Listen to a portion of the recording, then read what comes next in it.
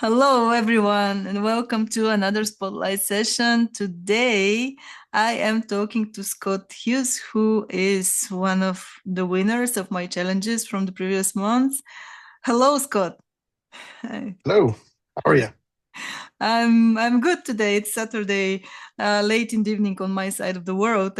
Yeah, I think it's early in the morning on your side, right? it's noon. Yeah. It's already okay. Okay, yes. Yep. Right. So you were one of the most active members in the community last month, but for the people who don't really know you, can you please introduce yourself and say a little bit more about you? Yeah. I'm Scott. I live in the United States, obviously, Southwest Ohio, Yeah. a day job. So, content creation is my second job, I guess you'd say. Yeah. Well, this, you know, um, day job's in production, And manufacturing, yeah. 9 to 5 kind of thing. So my off time is content creation or spending time with my dogs. Yeah. Yeah. Yeah. How do you find time? That's the most common question that I get with my 9 to 5 because I'm also doing something on the side of my 9 to 5 and it's really challenging. So Everything is scheduled. everything is, I publish 2 newsletters a day. Those are scheduled. And then because of the note scheduler, yeah. all that. The only thing that's not scheduled, obviously, is like the organic engagement back and forth. I try to comment back on comments. Yeah. Pretty Yeah. lenient job, so I've got some downtime at work. I can pull up my phone, Yeah. but just about all the content is Yeah. a big help. Yeah, yeah. But so when do you create? Is it in the weekend? Oh, on the evenings, in the evening. So I'm home about 4 o'clock. Spend a little bit of time with my dogs, dinner, and then my evening is between content creation and then I do a little evening workout. Oh, okay. Then in bed by 10 and back up at 4. Right, right. So I was like that previously, but now I try to get up early in the morning so that I have my evenings back. So Yeah, yeah. it's I feel better that way. But yeah, I can totally understand. Right. So you are writing in the U.S. politics field. Yeah. Yeah. Pretty polarizing field, triggering field, but Yeah. for sure. Yeah. How did you come up with this? I used to own a survivalist brand, Yeah. and the prepper niche is kind of goes along with U.S. politics. So the more like scare tactics or whatever's going on with whatever administration, then the more prepared people are going to be. Yeah. And then I don't know, I've just been drawn to politics for a long time. I'm always the guy that anybody in my circle comes to, they want to know what's going on. So I just kind of Yeah. live, eat, and breathe it. Really, there's probably better hobbies out there, but Yeah. politics is just something I don't know. I'm just geared towards it. Yeah. Yeah. Yeah. Right. And also, yeah, it's a huge interest actually. Those the newsletters on the platform that are on US politics are one of the most successful I think we have. Yeah, there's some really big ones on there. Yeah, a lot of bestsellers there, and that big Hmm. of them are with more than tens of thousands of paying subscribers already. So Yeah. yeah, it's really huge topic. All right. Uh, all right. So yeah, let's maybe move to your Substack. But before that, I wanted to ask you about notes because you recently have so many notes with high engagement, some of them viral, and anything that you can share, I think it would be very much of interest to our audience. Well, I use your viral note writer, and so my daily newsletter, my morning one, has 3 main stories in it. Yeah. Take each story and I go back to my GPT and I say, I need the topic, the context, the audience. Yes. Then I take that result, I give it to your GPT and it spits out 3 or 4 of them. Yeah. And then I do that 3 times. So that's 12 notes easily. And a Yeah. lot of them, because, in politics, you're either left or right, you're not center. So, like, I've got a lot of haters on Substack and Yes. that's really drives a lot of engagement, which is fine by me. Yeah. Yeah. And I mean, the more polarizing, especially in US politics, it's just easy. Yes. Because if you say something positive about whatever administration, then you're going to get bombarded with, people calling you liars and just all this. Like, I've been called some pretty ransom stuff, but I enjoy it. I enjoy that kind of banter back and forth. So Yeah. just a political thing. I think that's what draws. Yes, yes. engagement.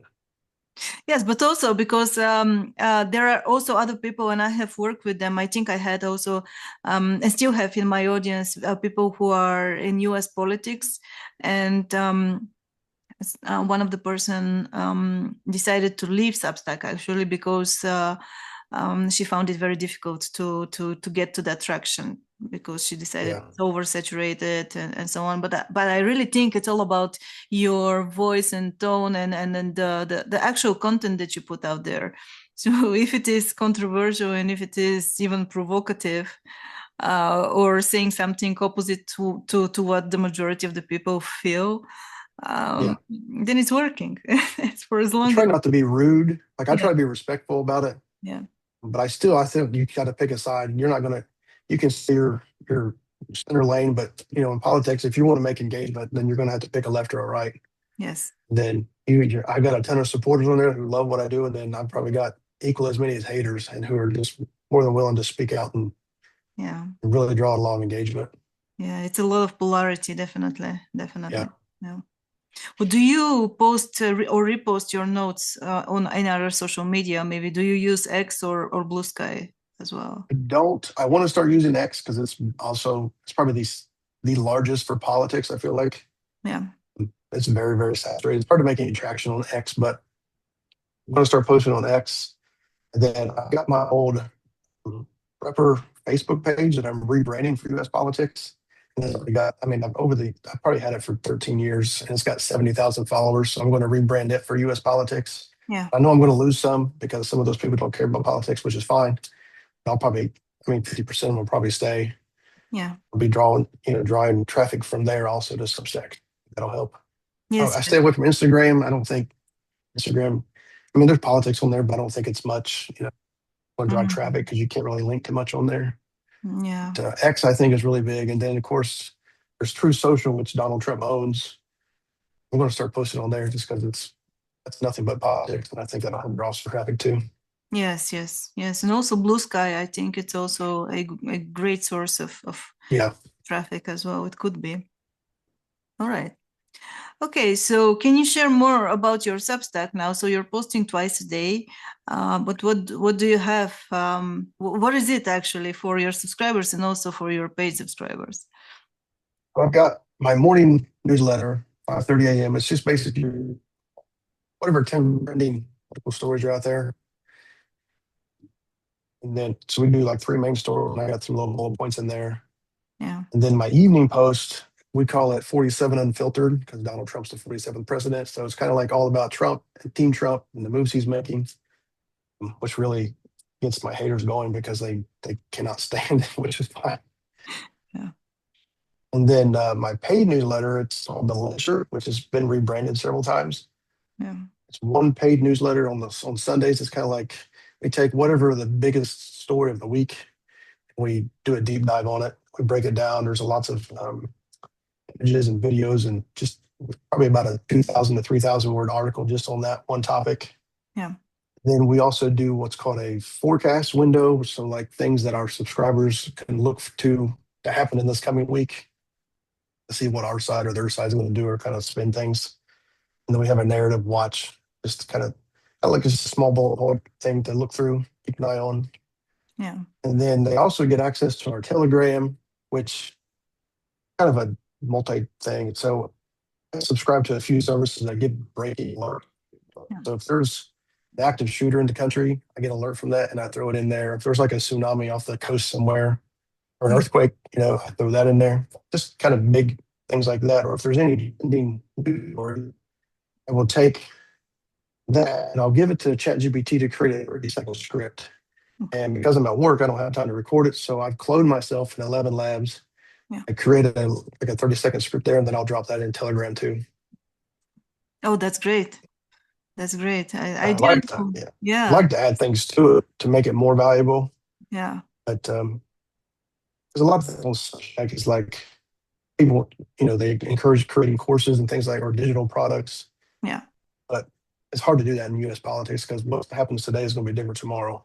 Yeah. I'm trying to create as much value just as content alone to get people to. Yes. Yes. Yes.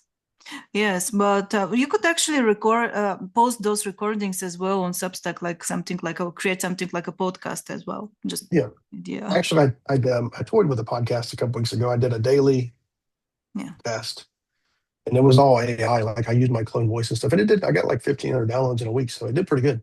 Yeah. Yeah, exactly.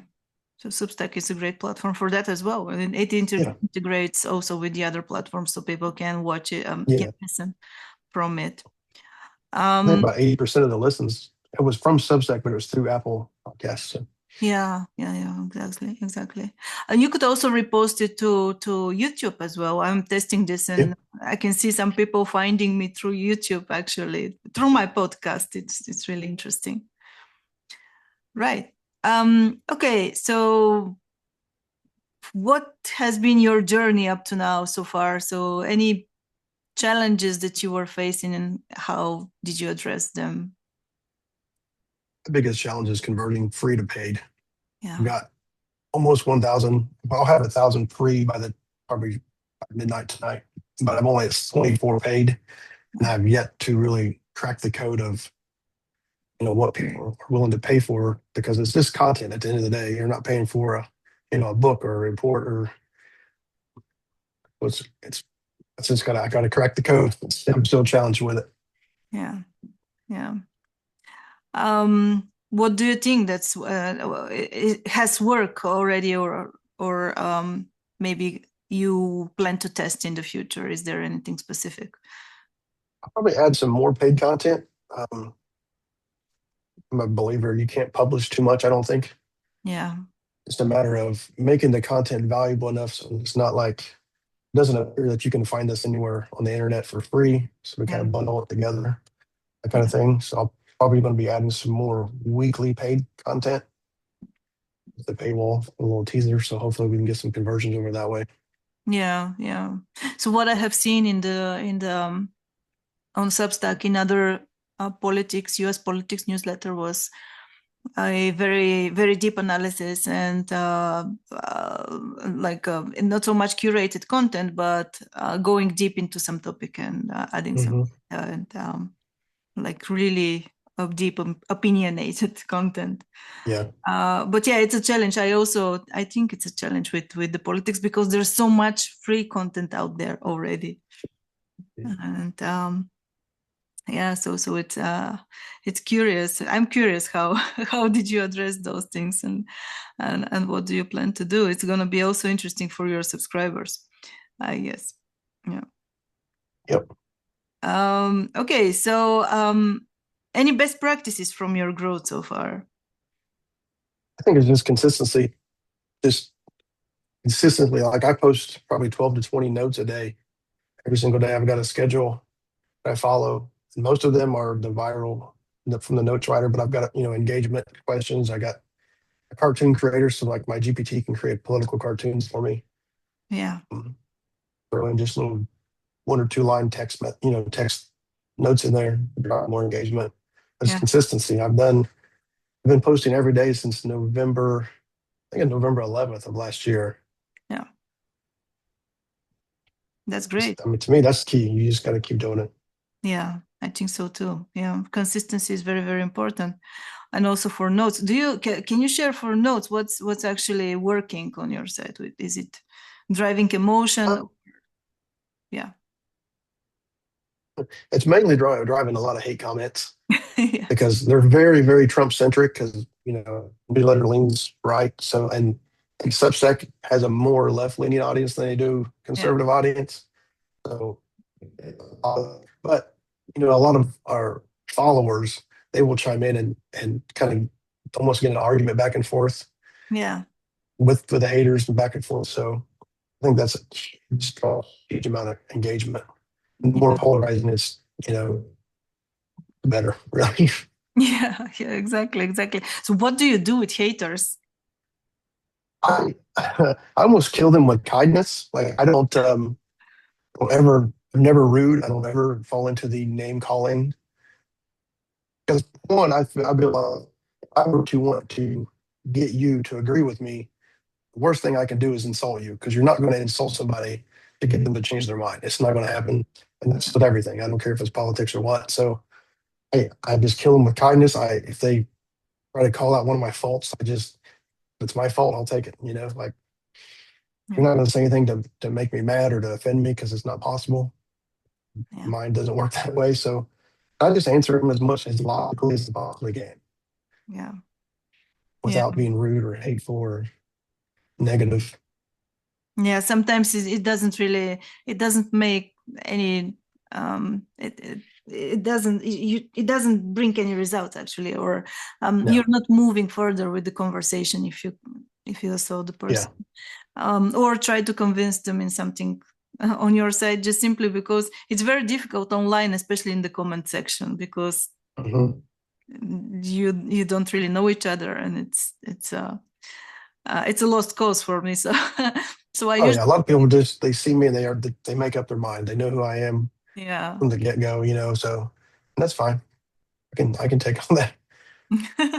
Yeah, yeah, once I had a person who was accusing me that everything that I say is a lie, which is very Yeah. interesting because I have a lot of proof in my newsletter, so obviously they wasn't actually coming out of what they know about me, just simply replying to one of my notes. But yeah, so I usually ignore them, and sometimes I block them. so, Yeah. so that I yeah. could ignore a lot of them because there's so many that I could probably spend half my day commenting back on. But Yeah. the ones that get really nasty or like really like just over the top, like I will comment back and I'll just kill them with kindness and respect. And as I say, this is, they want to call me a liar, which that's fine, but here's my proof. Yeah. What I said was true in the beginning. Yes, yes, yes. No, it's a huge problem actually. Actually, I didn't get that much haters on Substack. But there was a point in time, I think 2 or 3 months ago, where suddenly I started to get a lot of them. Like every day, I was seeing at least one in my comments, and that was really Yeah. good for me. And but now it's again back to normal. So I guess as the platform is growing, it's normal to get that activity as well. So it's basically a social media. It's official now. Oh yeah. Yeah. Yeah, yeah, And I've got about six of them they will comment on every single thing I post. They will just yeah, go down the line and that's fine. But I mean, it just draws engagement for me. It just puts me in front of more eyes. So, you know, doesn't matter if they're for me or against me, as long as they engage and then Subject just pushes it out to more people.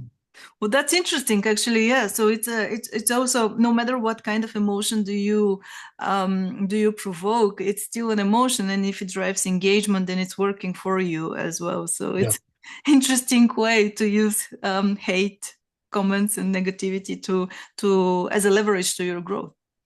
Yeah. It's really great. All right. Great. So yeah. So everyone who is interested in the U.S. politics, I suggest to go subscribe to Scott's newsletter, because his writing is magnetic, and it's really. And I'm honest here. I really like your style and the way that you're writing. I think it's very relatable to people, and people should follow you definitely and subscribe to you I who are appreciate that. interested in the U.S. politics, especially. Right. One question, one of my favorite questions. So, if you had to start all over again on Substack, is there something that you would do differently? Honestly, I would probably pick an easier niche to monetize. I probably would pick US politics as much as I enjoy it. I love the banter and I love the polarizing engagement is great. Get people to give you money, Yeah. difficult because it's just at the end of the day, like I said, it's just content. You're not paying for anything, Yeah. that most part you can't find anywhere else. So I would probably pick a different topic. Maybe. I don't know. Yeah. I don't even know what it would be. Yeah. I would any something, I'd probably do a lot of research, figure out what is their amount. I think politics is also a good topic, but yeah, it comes with a challenge. But I Yeah. think it's only in the beginning. I think once you start to get it growing, you will also get to the monetization part as well. Hopefully. 50 free stuff a month, Yeah. but I want to start doing more engagement, Yeah. not just replying to comments, but like more like what you talk about in the notes. Yeah. writer's course. Yes. I think I would like to get to about 1,000 subs a month free, Yeah. then work on the conversion. Yeah. Yeah. Yeah. Yeah. Definitely. Definitely. Right. Can you share your best productivity tips? Schedule. Like I have to follow a schedule. Like I get up at 4 a.m. and I'm in bed about 10 p.m. And from a work day, like everything else is scheduled. Whether it's even like spending time with my dogs, that's scheduled because their health is important to me. So I got to make sure they get their exercise. They're two German shepherds, so they take a lot of energy. Yeah. And then my evenings are scheduled kind of like 15-minute blocks, even if it takes an hour. It's just 4 blocks it takes up. Yeah. Saturdays and Sundays are very, very structured so that I make sure I get everything done that I want to get done. And I try to schedule some time just to figure out, okay, what do I do that's not content related, brand related, kind of keep the growth going. But to me, everything has to be scheduled or I'll just miss it. Yeah, I love that. And it's really important because you have to take it as a business, like something that it's simply a must, and it's Yeah. non-negotiable. So it's in your calendar, so you get it done, and that's it, Yeah. and you don't It's skip it. basically my second job. Yes, exactly. I consider mine as well. So this in the very same way. Other than that, it's just simply not working. You'll always be finding excuses and reasons not to do this right now and do it later, and then it just simply stops working. So yeah. All right. Can you share some books that have significantly influenced your life? Yeah, probably the one that I read most recently was by Jocko Willink. I'm a big Jocko fan. He's a retired Navy SEAL, so he's big into like Yeah. productivity and things. And he's got a Blood Equals Freedom book. He got a lot of books, but that was I think that's his newest one that I've read. And it's just one of those things that it kind of teaches you discipline isn't punishment, but Yeah. it's kind of empowering. Yeah. His mindset of taking ownership, eliminate your excuses, Yes. and doing the hard things regardless of how you feel about them. Like just like if I set a schedule, whatever's on my schedule has to be done, even if I don't feel like doing it. If I'd rather take a walk or whatever, whatever's on my schedule. I'm not going to make progress in my newsletter if I don't sit down and do the work. Yeah. Military discipline, basically. Yeah, Yeah. So yeah, I he's got a lot of that. Yeah, I have read one of those books. It was also from, I'm not sure if this is the same author, but it was for sure from, I don't remember the names, but written from people who were in the Navy, like Hmm. ex Navy, and it's called Extreme Ownership. That's him, same guy. Yeah, okay, yeah. So it's a great book, actually. It's amazing book. And it's easy to read, so it's not like a big novel that Yeah, I like his books are pretty easy to read. yes, yes. I All right. also read Crushing It, Gary Vaynerchuk, a huge fan of Gary Vaynerchuk.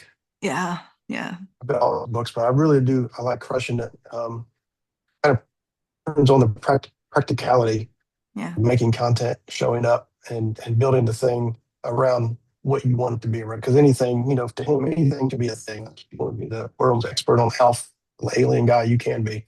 yeah, So, pick your topic and just create as much content around it as you possibly can.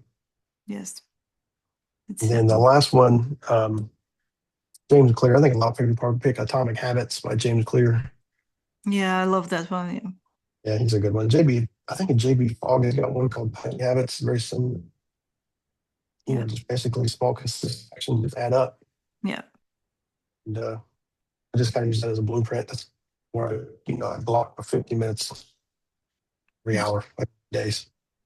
Yes, yes, yes. So those tiny habits actually can move the needle really Yeah, a lot. Very there's a true. big compounding effect. The more they Yeah. just kind of snowball. It is. It is. And then I think that's a major, like a mindset shift when you realize that, because most people just think that so you aim at some goal and then you think that you have to do so many things and then it becomes overwhelming and you never Yeah. accomplish anything like that. It's just when you take like small incremental steps, then you're Mhm. basically moving towards that goal. Yeah, that's what I try to do. I try to take like whatever large goal I have, Yeah. break it up into bite-sized pieces and just one thing at a time Yes, exactly. Exactly. away at it. Exactly. All right. Last question, also one of my favorites. If money wasn't an issue, what would you do? My job and go all in with content creation and Okay. probably buy me a little cabin out in the woods so I can just sit down and focus on content and, Yes. and raising my dogs. Probably be able to, spend some money towards growing the newsletter instead of just free organic, like, do some newsletter ads and stuff and get out there in front of more people. Yeah. Yeah. I love that. So That's the goal, grow it to where I yes, quit my job. yes, yes. Great. Yeah. Well, fingers crossed you can reach it sooner, actually. I'm hoping this coming year is going to be a big year. I hope. I Yeah. learned a lot in 25, and I think, following you and a couple others that was up there, I think 2026 Yeah. it put me to quit my job if I got there and if that's what I chose to do when I hit that mark. Yeah. Fingers crossed. I think you can, definitely. With everything that you have already a very good foundation. So definitely, fingers crossed. 2026 is your year to do that. Yeah. Do that. All right. So thank you so much, Scott. I think it was a great session. I hope people. So yeah, everyone who is into the U.S. politics, just make sure that you subscribe to Scott. His newsletter is amazing, and you're gonna find a lot of insights there. Thank you, Scott. Thank you for being with me today. Join me for a spotlight session like this. All you need to do is to join one of my monthly challenges, either notes or writing. Stay consistent and make sure you add yourself to the accountability tracker. Oh, and you have to be one of my paid members. If you complete just one of those challenges in just one single month, it's highly probable that I will select you for a spotlight session so that you can talk about yourself, share your personal story, and spread the word about your Substack so that more people will learn about it and hopefully become your subscribers. I distribute those sessions to my entire subscriber list on Substack, ConvertKit, NowKit, and my Medium account and my social media channels. It's easy to win those challenges, and all you need to do is just to stay consistent. I see you inside.